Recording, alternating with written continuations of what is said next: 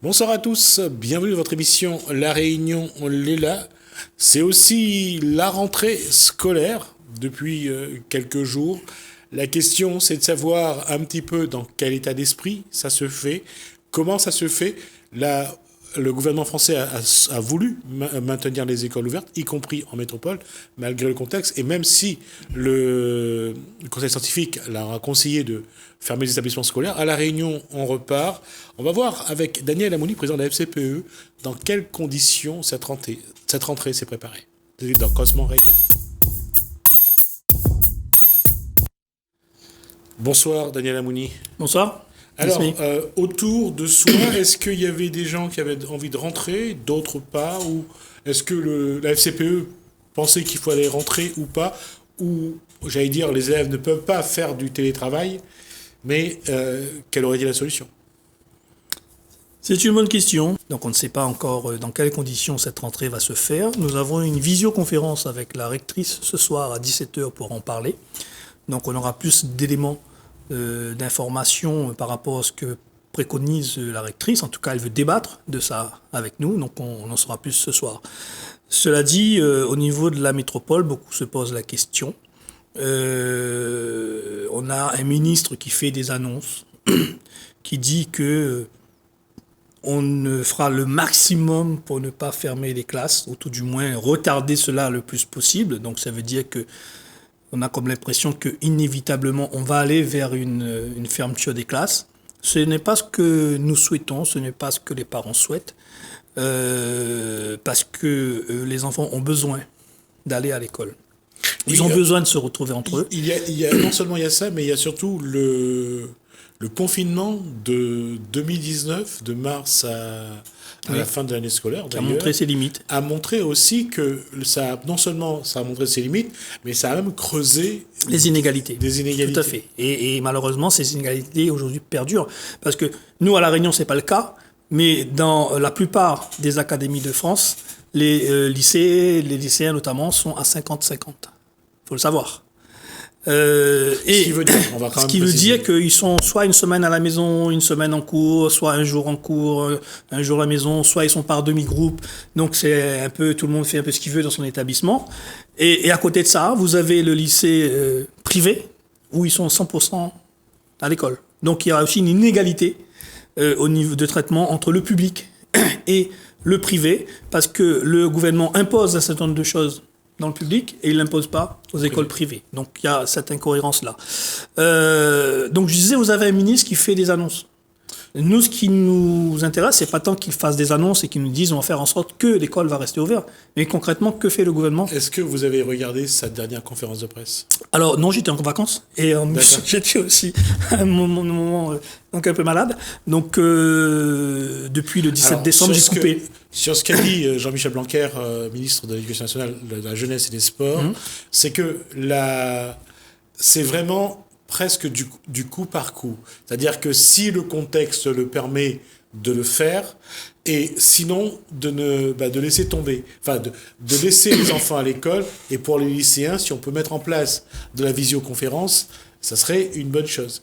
Mais le coup par coup, c'est vraiment la roulette russe. C'est la roulette russe, c'est donc creuser les inégalités, c'est ne pas mettre tous les élèves dans les mêmes conditions et dans les bonnes conditions pour préparer et pour se présenter aux épreuves du baccalauréat, que ce soit professionnel, technique, général, voire même donc le CAP, etc. Il y a beaucoup de choses aujourd'hui dont les enfants ne peuvent pas faire. Les stages obligatoires, donc beaucoup de choses. Et aujourd'hui, au-delà de ce que dit les annonces du ministre, nous, au niveau de la FCPE, ce qu'on attend, c'est qu'est-ce que vous faites, monsieur le ministre, pour donc permettre à nos enfants de pouvoir aller déjà à l'école dans de bonnes conditions, de sécurité, mais aussi de bien-être, parce qu'il y a une souffrance aujourd'hui dans les établissements français, il y a une souffrance au niveau de nos enfants, au niveau de l'école, et malheureusement, on a eu des cas de suicide, et donc on sait qu'il y a un mal-être, il y a une souffrance, et on n'a aucune annonce, aucune mesure qui soit prise par le gouvernement pour remédier à ça. Il y a une chose d'abord, je vais essayer de détailler un petit peu. D'abord, La souffrance, elle est d'ordre général. Je pense que la population est soumise à ce contexte depuis le mois de mars. Je crois que on a négligé d'une manière générale, on a négligé la souffrance psychologique qu'allait engendrer la situation. Ça, c'est une réalité. La souffrance des élèves est plus, je veux dire, est plus visible parce que ce sont des enfants d'abord et parce que d'un coup, leur couper d'un environnement et que cet environnement-là n'a toujours pas été rétabli, je pense que à leur niveau, c'est une vraie souffrance également, parce que on perd facilement les repères, et à un moment donné, lorsqu'on parle de mal-être et de suicide au niveau des jeunes, on a vu quelques exemples, malheureusement à ce niveau-là. Maintenant, on parle de souffrance, mais on ne parle pas des souffrances des enseignants. Oui, on ne parle peut-être pas suffisamment des souffrances des enseignants, mais je dirais que à chacun son rôle. Non, non. C'est pas ce que je voulais dire. D'ailleurs, oui, ce que je voulais dire, c'est que envoyer des enseignants qui sont pas bien dans leur peau, qui sont souffrants, qui psychologiquement doivent vivre avec un masque, qui doivent faire attention de ne pas contaminer les enfants, c'est quelque chose qui n'est pas simple non plus. C'est une souffrance. Tout à fait. D'accord ? Alors, envoyer quelqu'un qui souffre, travailler avec des enfants qui, eux aussi, ont leur souffrance, je ne sais pas si on a créé le meilleur environnement pour le développement des enfants et le bien-être d'un enseignant. Ça rejoint ce que l'on dit quand on dit qu'il faut mettre les moyens pour permettre à nos enfants de pouvoir aller à l'école normalement, entre guillemets, et tout du moins que ça se passe le mieux possible. Ça veut dire plus de moyens humains. Il y a des moyens matériels, logistiques, mais il faut plus de médecins dans les établissements scolaires, il faut plus d'infirmiers dans les établissements scolaires, il faut plus d'enseignants dans les établissements scolaires, il faut plus d'administratifs également, parce qu'il ne faut pas oublier l'administration scolaire. Donc, c'est les moyens. Or, aujourd'hui, l'État n'a mis aucun moyen dans les écoles. Aucun. On bricole toujours et on a un ministre donc, qui nous dit on va faire au cas par cas en fonction de la situation. Là, on va abandonner ceci, là, on va abandonner cela, là, on va faire comme ci, là, on va faire comme ça. On bricole. Il n'y a pas un vrai plan mis en œuvre par ce gouvernement pour faire en sorte que justement on arrive à atténuer le plus possible cette souffrance au travail pour les enseignants, mais aussi donc la souffrance des élèves. Rien n'est fait. Il n'y a pas de psychologues dans les écoles aujourd'hui qui viennent. On n'en a pas recruté non plus. Donc c'est un tout. C'est un tout qui fait qu'aujourd'hui, le constat, c'est que on a un ministre qui, comme à son habitude, est dans la com, qui essaye de rassurer les parents en disant « Vous inquiétez pas, on va faire comme si, vous inquiétez pas, les écoles vont rester ouvertes, vous allez pouvoir continuer à aller travailler.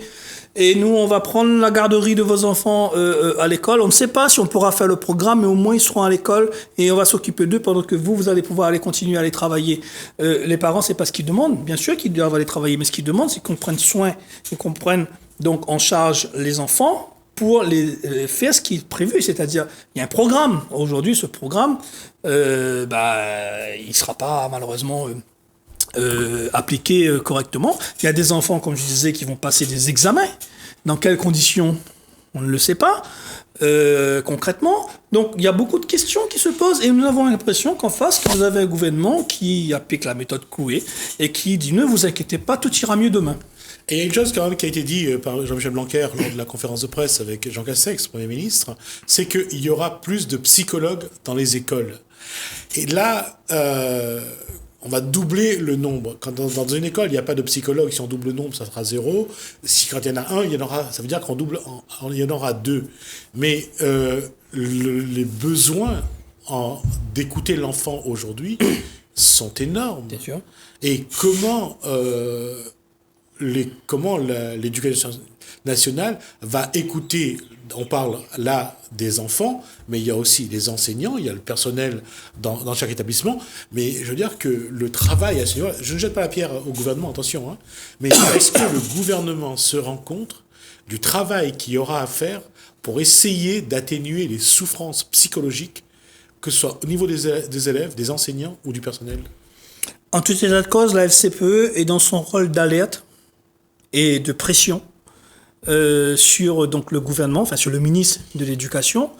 Donc on a fait encore dernièrement un communiqué de presse, on a envoyé un courrier au ministre pour lui demander justement quelles mesures ils vont prendre. Donc je dirais, nous jouons pleinement notre rôle d'alerte et de lobbyiste, quelque part, parce que appeler un chat, faire pression sur le gouvernement pour qu'il, justement, prenne en compte cette réalité. Et on continuera donc à le faire. Je pense que les enseignants de leur côté font exactement la même chose. Le 26, il y a une grève au niveau national, Ouais. par rapport donc à tout ça. Donc oui, il y a des alertes, mais date pas d'aujourd'hui. Ça fait un petit moment qu'on alerte le gouvernement, mais on a aujourd'hui l'impression que le gouvernement ne veut pas ou ne souhaite pas mettre les moyens. Il a mis les moyens dans l'économie pour la relance de l'économie, 100 milliards, on prévoit d'en mettre encore. Pas de problème avec ça, encore une fois. Pour qu'on relance l'économie, mais il ne faut pas oublier l'école, il ne faut pas oublier nos enfants, il ne faut pas oublier l'avenir de ce pays que représentent donc les enfants de manière générale, il ne faut pas oublier les étudiants qui souffrent encore plus de cette situation d'isolement, mais aussi de perte de revenus, etc. Donc c'est toute la société dans son ensemble qui doit prendre le problème à bras le corps. Nos enfants, nos jeunes ont besoin de nous. Ils ont besoin de leurs parents, ils ont besoin de la société, ils ont besoin d'être écoutés, d'être entendus. Il faut libérer la parole, il faut les accompagner et il faut surtout se dire dès à présent, comment est-ce qu'on va rattraper ce retard? Comment est-ce qu'on va permettre à nos jeunes de pouvoir poursuivre leurs études et de pouvoir réaliser leurs projets et qu'après cette crise, quand elle sera passée, parce qu'on espère bien qu'un jour elle passera, comment construire sa vie lorsqu'on a 20 ans, lorsqu'on a 25 ans, lorsqu'on a 15 ans, lorsqu'on a 18 ans, dans le monde de demain. Et aujourd'hui, on est à traiter et à vouloir traiter, mais on est toujours en retard. On remarque toujours on ne fait que réagir et il n'y a pas beaucoup d'anticipation des choses. Et c'est le reproche aujourd'hui que l'on peut faire, en tout cas au niveau de l'éducation, au ministre de l'Éducation, qui est toujours dans les réactions, très peu dans les propositions, et en tas de cause, il n'a pas sorti aujourd'hui les moyens, parce qu'on nous sort toujours que c'est pas qu'une question de moyens. Oui, ce n'est peut-être pas qu'une question de moyens, mais c'est aussi une question de moyens, et notamment des moyens humains, pour pouvoir écouter la souffrance des uns et des autres, et pour pouvoir sortir de cette situation. Ça, là, on vient de parler du gouvernement. Si on doit parler des associations de parents d'élèves. Aujourd'hui, Daniel Amouni, vous êtes président de la FCPE. Oui. Est-ce que vous pensez que c'est à vous aussi de voir un petit peu, de consulter les parents, de voir qu'est-ce qui peut être mis en place pour accompagner, ne serait-ce que quelques élèves, mais au moins pour accompagner quelques élèves ou quelques parents aussi qui sont dans l'embarras, dans le stress, dans la peur, est-ce que ça, même si vous n'êtes pas psychologue, même si vous n'avez pas de psychologue avec vous, qu'est-ce qu'une fédération de parents d'élèves ou une association de parents d'élèves peut faire aujourd'hui pour aller vers les parents, pour essayer de parler aux parents, pour essayer de les rassurer et peut-être de les rassembler pour qu'ensemble, s'ils sont ensemble, s'ils sont forts, ça peut mieux se passer? Bien sûr. Alors le rassemblement, bien sûr, si on peut le faire, on le fera. Si les parents, il y a une demande de ce côté de se retrouver donc dans les conditions qu'il faudra qu'on mette en œuvre, on le fera. En tout état de cause, nous, en tant que fédération de parents d'élèves, on est à l'écoute. Et on est ouvert donc, aux parents qui souhaitent faire appel à nous. Il y a des parents qui s'adressent à nous. Nous essayons de les accompagner du mieux qu'on peut, de les conseiller, en fonction bien évidemment de nos compétences et des informations que l'on peut avoir. Rassurer les parents, bien sûr, c'est notre rôle, mais c'est aussi donc de relayer leurs problématiques auprès des instances, notamment académiques. Voilà. C'est un tout. Aujourd'hui, nous avons une page Facebook où les gens peuvent nous contacter. Nous pouvons, si les parents le souhaitent, les rencontrer sur rendez-vous ou toute autre forme de rencontre. Voilà. Donc nous, voilà. Et effectivement, on aura bientôt une réunion du conseil d'administration pour décider des actions que nous allons mettre en œuvre à destination donc des parents, mais tous les militants de la FCPE, donc que ce soit dans les établissements, conseil d'école, conseil d'administration ou autres, tous les militants de la FCPE sont à même d'être au plus près des parents et de pouvoir les accueillir et les conseiller. La difficulté, c'est que beaucoup d'établissements nous refusent d'ouvrir leurs portes pour qu'on puisse rencontrer les parents. Donc on a aussi à gérer cette difficulté-là et donc de trouver des lieux autres que des établissements. Donc parfois on se tourne vers des collectivités pour avoir une salle, ne serait-ce pour recueillir, parce qu'on ne va pas aller rencontrer un parent dans un bar. Voilà, donc il faut qu'on ait aussi des lieux. Et or la difficulté aujourd'hui, c'est que la plupart des établissements, les chefs d'établissement, donc sous couvert du protocole, nous refusent l'accès à l'établissement, et ce qui donc la difficulté aussi pour pouvoir rencontrer les parents. Nous rencontrons ça malheureusement tous les jours, mais malgré tout nous sommes là, nous sommes présents, mon téléphone il est branché 24 heures sur 24, mon numéro il est connu, et donc les parents peuvent nous appeler s'ils le souhaitent. C'est une réalité, je veux dire, aujourd'hui le gouvernement fait avec ses moyens. Et comme lui le conçoit, les parents, les associations de parents d'élèves ou les fédérations de parents d'élèves, eux, ont une autre vision de ce qui doit être fait.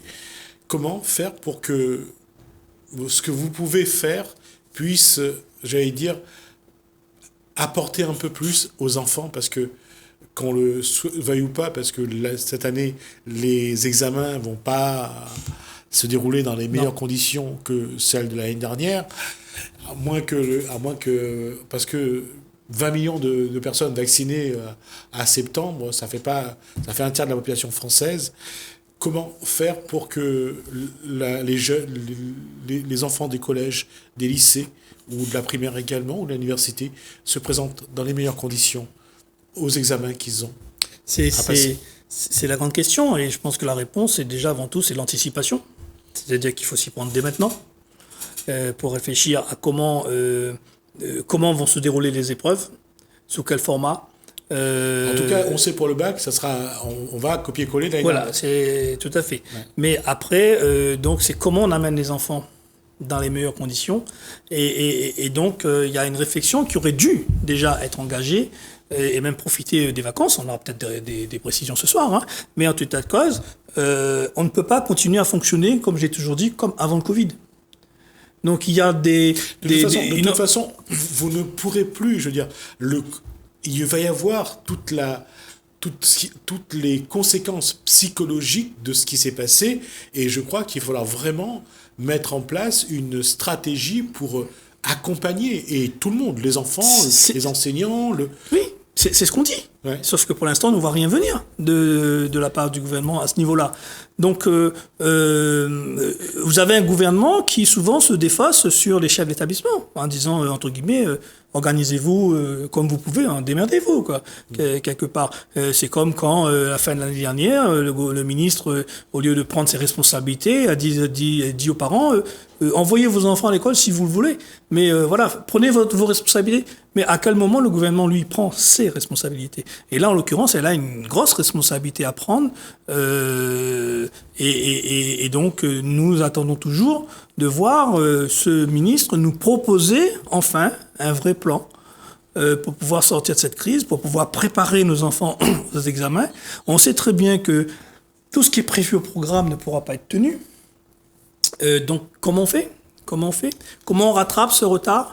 Quel plan on met sur plusieurs années pour ça? Et surtout, non seulement ce qui est dans le programme ne sera pas fait, ça c'est une chose, mais surtout, d'une part, le niveau a baissé, et d'autre part, l'enfant n'est pas totalement concentré sur l'apprentissage du savoir, avec le Covid, avec son environnement qui a bougé beaucoup depuis un an, avec le fait qu'il n'a toujours pas retrouvé ses repères, il n'a toujours pas reconstitué son environnement, même si c'est un environnement différent. L'enfant n'est pas dans les meilleures conditions pour apprendre. Non, on le sait. On le sait, puisque tout le monde a fait ce constat-là, tout le monde le dit. Nous avons des enfants encore qui, je dirais, ont donc des facultés d'adaptation qui sont impressionnantes. Ils peuvent s'adapter, mais on ne peut pas les maintenir tout le temps dans le stress, dans la peur. Donc encore une fois, c'est quelle société et quel monde on veut donc proposer à nos enfants, dans quel monde on veut les éduquer, dans quel monde on veut les faire grandir, comment on en fait des citoyens de demain. Nous, on pense que ce n'est pas dans la peur de soi, la peur de son prochain. D'ailleurs, les enfants... De la maladie. De la maladie, mais d'ailleurs, les enfants, lorsqu'ils sont entre eux, ils pensent pas trop à la maladie en tant que telle. Ils pensent à jouer ensemble, ils sont contents de retrouver leurs camarades. Et donc, il faut qu'on arrive d'une façon ou d'une autre. Aujourd'hui, je ne sais pas comment. Je ne dis pas que j'ai la réponse à tout, que la FCPE a la réponse à tout. Mais par contre, on doit y réfléchir tous ensemble. C'est comment, justement, faire en sorte que nos enfants... on parle de sacraliser l'école. D'accord ? Comment ? D'accord. Avec quels moyens? Avec quel objectif? Si c'est sacralisé, c'est isolé. C'est pas forcément la solution de mettre nos enfants à l'écart de la société. Non, ils doivent grandir dans la société, entourés par la société que représentent les parents, les grands-parents, l'école, etc. Le monde associatif. Beaucoup d'enfants aujourd'hui ne peuvent plus pratiquer leur sport de prédilection. Donc, comment on fait pour que nos enfants donc, vivent à peu près normalement? Comment on leur explique aussi la situation actuelle, etc. Donc, tout ça, aujourd'hui, on n'a pas vraiment de réponse de la part de ceux qui doivent prendre les décisions. Merci, Daniel Amouni. Je crois donc vous êtes président de la FCPE. La question, c'est qu'on va le faire... ainsi de suite, on va recevoir des parents. Oui. On verra un petit peu quels sont leur état d'esprit et comment eux, ils voient l'avenir pour eux et pour leurs enfants. Merci pour cet échange. Merci pour l'invitation. Revenir sur la permaculture, sur le développement durable, sur le projet de Maoteo. On va écouter 3 personnes, Laurent Grondin, Caroline Lowland et puis Françoise Marchat, voir un petit peu comment ils participent au projet Maoteo d'Alexandre Botzen pour voir un petit peu comment ils essayent de créer une autre forme de société.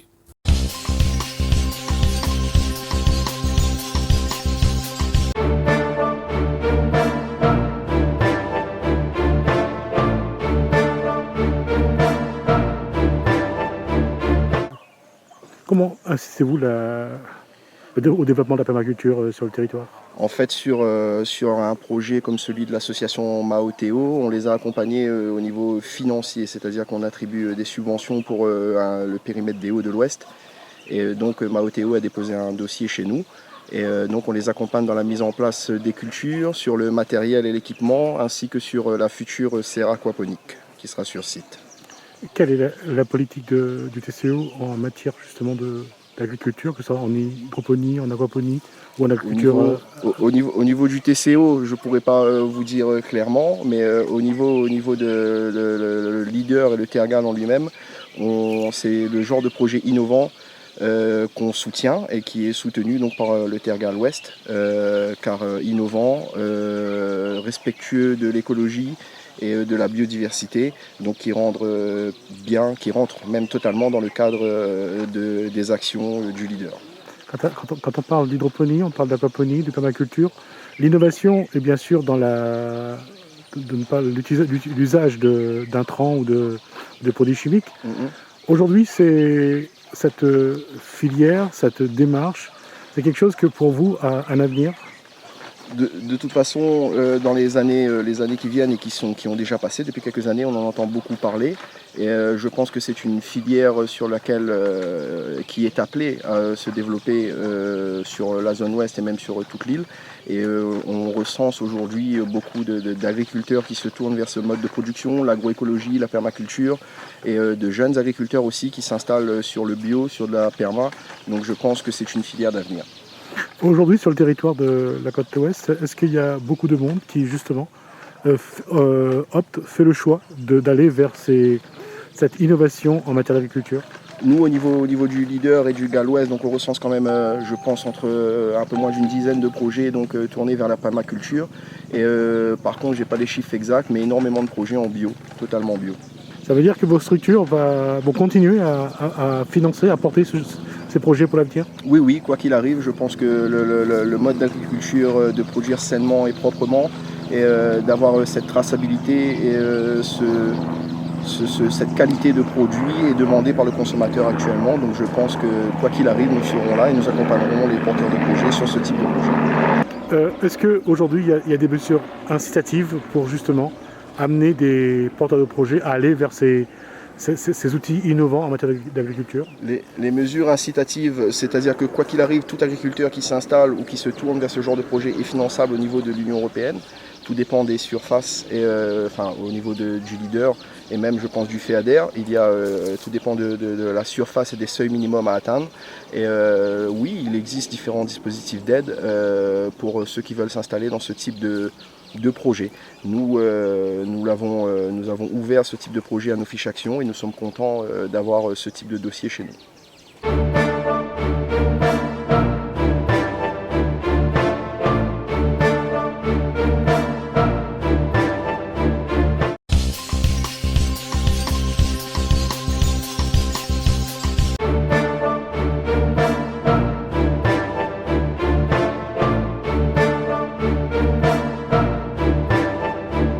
Quelle est la mission première de votre structure? Alors notre structure, elle accompagne les porteurs de projets des Hauts pour émarger à des fonds européens leaders. Alors on peut subventionner tout type de projet, qu'ils soient associatifs, portés par des entreprises ou des agriculteurs, pourvu que ces projets se situent dans le périmètre des Hauts de l'Ouest. Depuis, vous avez accompagné combien de projets et quels sont les projets que vous avez retenus encore aujourd'hui? Alors, on est en milieu de programmation, on va dire. On a 4 millions d'euros de FEADER et on a accompagné pour le moment 175 projets. Aujourd'hui, quels sont les critères pour être éligible à vos subventions? Alors, il faut surtout d'abord être localisé dans le périmètre de la zone des Hauts et en fonction des typologies de projets, être éligible et rentrer dans le cadre d'intervention des différentes mesures leaders. Par exemple, pour l'agriculture, il faut être donc dans le périmètre des Hauts, être agriculteur à titre principal ou à titre secondaire et avoir une surface minimum et une certaine typologie de projet en fait. Aujourd'hui, comment ceux qui ont des projets peuvent vous solliciter? À quels critères ils doivent répondre? Alors, écoutez, le plus simple, c'est qu'ils nous appellent au 02 62 45 89 29, 02 62 45 89 29, ou ils peuvent directement venir nous voir. Nous sommes situés à La Saline, aux 2 chemins de la chapelle Carly. Nous sommes juste à côté de l'ancienne usine de Vubel.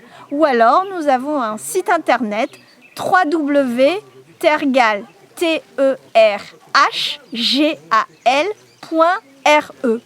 et vous aurez toutes les informations nécessaires.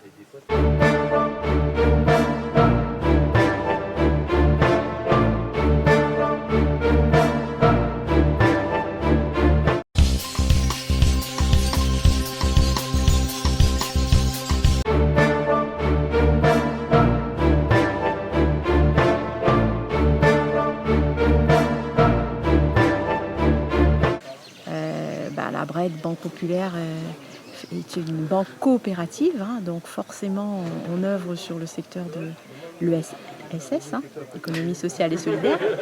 Et on est d'ailleurs partenaire actif de la CRES et on est même en gouvernance. Donc à partir de là, c'est tout naturellement qu'on reste partenaire actif des événements que la CRES Réunion met en place. Ne prenez pas ça pour une insulte ou une provocation, mais je vous posais la question de manière assez directe. Est-ce qu'aujourd'hui, l'économie sociale et solidaire est porteur en matière économique? Ça reste porteur en matière économique, mais c'est vrai que dans l'état d'esprit vraiment de l'économie, ça reste l'économie solidaire. C'est vrai que c'est pas... Ouais. D'où ma question, est-ce que financièrement, ça vaut le coup pour une banque de s'y impliquer? Ça vaut toujours le coup pour une banque de s'y impliquer puisque on a vocation, nous, d'accompagner quand même ce type de projet. Après, on ne pourra pas tout faire. Ce sont des projets qui prennent énormément de temps à émerger et à être rentables économiquement seuls. Ça demande en général pas mal d'accompagnement, mais heureusement qu'il y a les banques, mais il y a aussi tout ce qui est administration qui peuvent aider par le biais de subventions à tenir le temps que, en général, ce sont des associations, des SCOP ou des SIC, le temps que tous ces organismes qui œuvrent sur l'ESS soient rentables. Justement, c'est pour ça que je vous pose la question, c'est que d'ouvrir une porte comme ça vers l'entreprise sociale et solidaire, est-ce que c'est pas aussi se créer un petit peu de problèmes, parce que peut-être que demain il y aura trop de gens, il y aura trop de projets et qu'il faudra dire non? Oh, bon, on pourra pas. C'est comme une entreprise classique en création. Mais on ne pourra pas dire oui à tout, mais effectivement, je trouve qu'il y a énormément de projets qui méritent d'être soutenus, quoi. Après, on ne fera pas n'importe comment, on ne fera pas seul. Mais à partir du moment où on a un nombreux partenaires sur le projet et que tout le monde met un peu la main à la poche, si je puis dire, pour faire tenir le projet le temps de sa maturité et le temps de son autonomie financière, on dira oui, ça c'est clair. La question va être directe. Quels critères faut-il remplir? Un porteur de projet ou une porteuse de projet doit-il ou doit-elle remplir pour avoir le soutien d'une banque pour accompagner ce projet? Ça dépend. Si c'est une création, le business plan, c'est le principal document qu'on va demander. Et puis aussi parler, que les associés nous donnent leur motivation, et qu'ils ont de l'expérience ou ils ont un apport quelconque qui donnerait au projet une visibilité positive, quoi. C'est difficile de donner une checklist de critères pour que la banque dise oui au projet, puisque chaque projet reste quand même un projet. Il y a ses créateurs, leur expérience, il y a le marché, il y a aussi les critères économiques de rentabilité. Donc c'est difficile là de donner vraiment... Dernière question, quel que soit le projet qu'on viendra déposer sur votre bureau, en tout cas, vous l'examinerez, vous regarderez s'il y a un intérêt ou pas. Oui, tout à fait, quel que soit le projet. Et quand on dit non, on donnera les éléments du non, puisqu'on ne va pas dire oui à tout, ça c'est clair. C'est pas notre vocation, aussi dire oui. Quelquefois, on rend service en plus aux porteurs de projet quand on dit non.